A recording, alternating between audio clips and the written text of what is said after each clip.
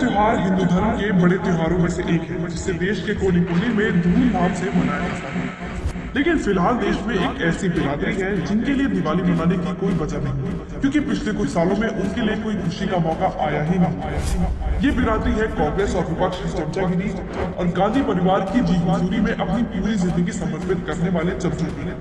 जब से देश में मोदी की दोबारा से सरकार बनी है, तब से चमचों ने केवल गालियां, बेइज्जती और हार का ही सामना किया है।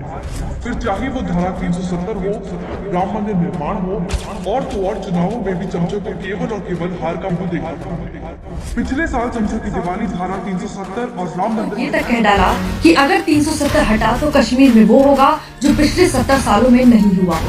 ये हमारा हक है, it is an article of trust. I assure you, अगर ये होता है तो यहाँ कश्मीर में वो होगा जो पिछले 70 साल में नहीं। बेचारे इन चमचों को क्या पता था कि इनकी ये इच्छा मोदी सरकार बहुत जल्द पूरी करने वाली थी।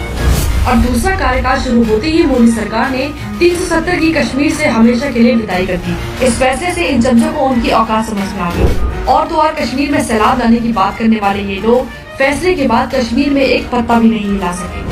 महबूबा मुफ्ती, उमर अब्दुल्ला, फारूक अब्दुल्ला जैसे गद्दार नेता कश्मीर का माहौल बिगाड़ने की सोच से उससे पहले ही मोटा भाई ने इन्हें और इनके साथियों को नजरबंद कर दिया।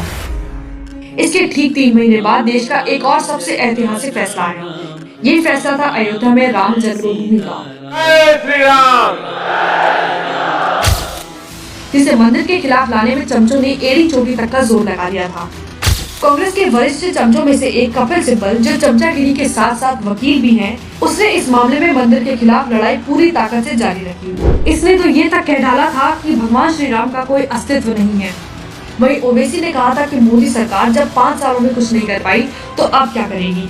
शायद ये लोग मोदी सरकार की ताकत को पहचान ही नहीं पाए थे, इसलिए बार बार सरकार को चुनौती देकर मजे ले रहे थे, जिसका नतीजा ये हुआ कि राम मंदिर के पक्ष में फैसला आने के बाद पूरे देश ने इनके मजे लिए। सिर्फ इतना ही नहीं, इस साल अगस्त के महीने में 370 की तारीख पर मंदिर के शिलान्यास का दिन रखा गया और उस दिन इन चमचों की बौखलाहट पूरे देश ने देखी।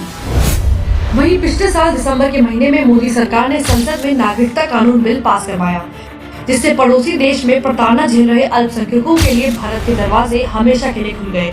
जहां एक तरफ इस ऐतिहासिक फैसले से देश गर्व महसूस कर रहा था, वहीं विपक्षी पार्टियां और चमचों को ऐसी मिर्ची लगी कि इन्होंने सीधा देश में आग लगाने की साजिश रच डाली।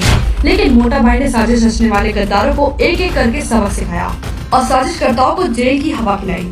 इस पूरे घटनाक्रम के बाद एक बार फिर देश की जनता के सामने इन गद्दारों का घिनौना चेहरा आ गया, जिसके बाद चमचों की पूरी देश में थू-थू होने लगी।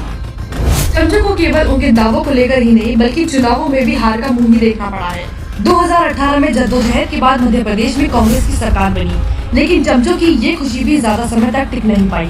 इस साल मार्च में ज्योतिरादित्य सिंधिया और कई नेताओं की पार्टी से इस्तीफा देने के बाद मध्य प्रदेश में कांग्रेस की सरकार ऐसे गिरी कि चमचे देखते ही रह गए और सरकार बनाकर प्रदेश को लूटने का उनका जो सपना था वो वहीं उनकी आंखों के सामने चकनाचूर हो गया।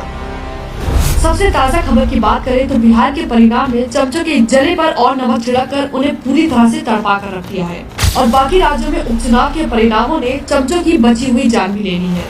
अब अफसोस इस बात का है कि इस उदासीनता और हर जगह हार के दर्द में बेचारे चमचों की दिवाली कैसे बीतेगी। पटाखे फूटेंगे तो उन्हें लगेगा राम मंदिर निर्माण का जश्न चल रहा है, कोई मिठाई खाएगा तो उन्हें लगेगा चुनावों में जीत की खुशियां मनाई जा रही है। दियों से तो चमचों को पहले से ही नफरत हो चुकी है। लगता है इस बार चमचों की दिवाली पूरी कड़वाहट में बीतने वाली है।